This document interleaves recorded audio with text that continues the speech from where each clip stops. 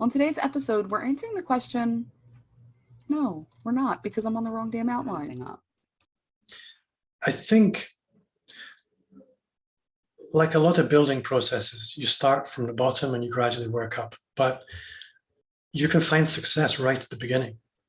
If your business isn't making any money, then jumping straight into scaling processes isn't the place to go.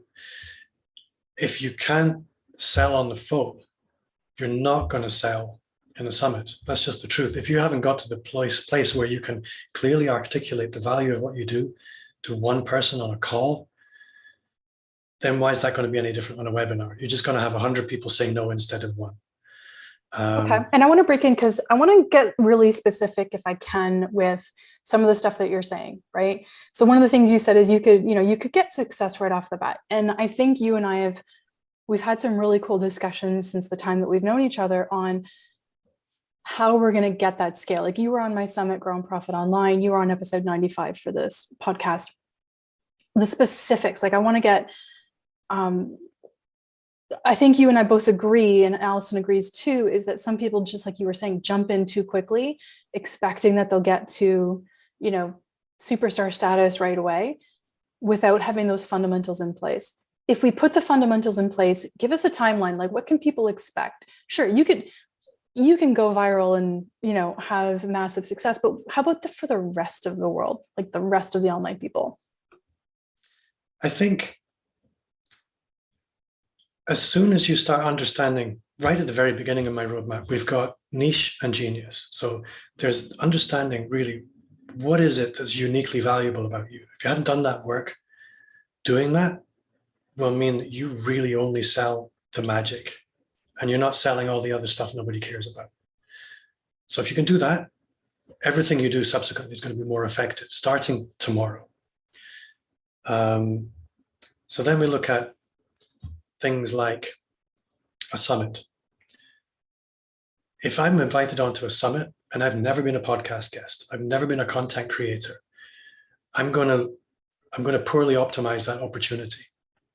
Yes, it might work for me, but if I'd spent a little bit of time being a podcast guest first, when I have that summit opportunity, I'm going to be more confident, I'm going to be more articulate, and I'm going to be more effective. So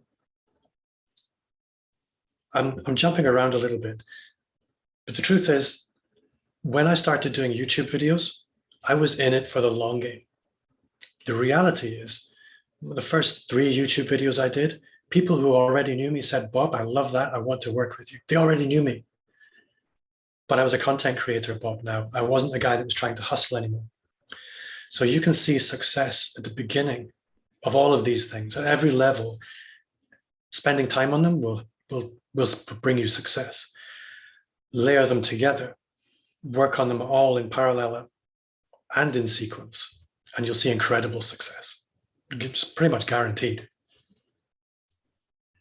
I like what you said there about working on things in parallel, but still following that sequence. So you're not saying, hey, Allison, you've got to go through steps 1 through 4 of my roadmap before you can sell anything. No. You're saying do it all together, right? What I would want people to use my roadmap for is to look at where have they maybe got a weakness or a vulnerability. Where could they cultivate and where could they grow in order to be more successful with everything else that they're doing? It's really the way I often describe it is it's a little bit like a tourist map. When you're going on vacation and you don't really understand where you're going, you might go to some great places. You might have a great time, but you missed all kinds of amazing stuff that if you'd known about it, you would have prioritized that first. So that's how I look at it. It's really the difference between a tourist map, which really focuses on the highlights and the things you can't miss, rather than a geographic map, which just has everything and you've no way to discriminate what's important and what's not. Okay, so that does make me understand a little bit better what you're sort of saying. And I'm trying to pull out as much content as I can for listeners so that they understand sort of what to expect when they're trying to build something like this out. In your experience,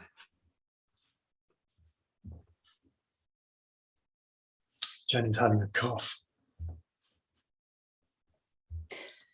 have you seen, have you seen things work where most of it comes from building that personal brand? Or can you give us any examples on, how that works or what it might look like? We get like super concrete with us. Being super concrete, if you take something like a framework, so the personal brand blueprint and the roadmap element of that is the Bob Gentle framework. This is how I approach the work. And I have a couple of clients who were great at what they did. They were brilliant and they had fairly successful businesses. They were both comfortably in the six figures, just nudged into six figures, doing quite well. But they've really struggled to communicate to customers what it was that made them different from their competitors, because they were both coaches, but they both came at it from a very specific, but very different angle. So we said, okay, let's look at the framework element in your business. Do you have a roadmap or a framework or a guide that really puts in clear terms what working with you would look like? So the 5-step program, the roadmap as I have. There's lots of different framework styles. Neither of them had one. And within a couple of weeks of spending a bit of time on this, they were seeing much more success in sales because people could immediately snap into what it was they did.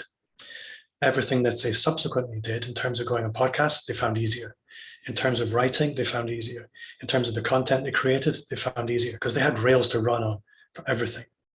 And this framework spoke specifically to their very different niches.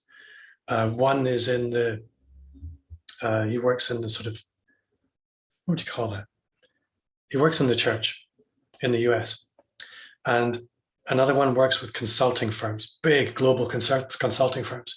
But the framework allowed both of them to communicate more articulately and be more effective. So that's one example, I guess. Another example is podcasts and looking at when you want to scale later on in your business. An important element that you'll all both be aware of is the power of joint ventures. If you haven't spent a little bit of time working on your personal authority and your network and community, when you come to take that decision, I want to work on joint ventures and I want to grow through that, it's incredibly powerful. You can double your revenue very quickly just through joint ventures.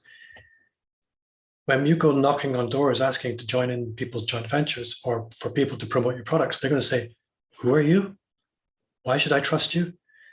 So again, looking at these joint ventures for some clients, they know they want to go there. They know what they want to leverage this. It's very powerful. And that's why we say, well, today you need to focus on podcasts. So tomorrow you'll be taken seriously when you want to look at joint ventures. You're a dick.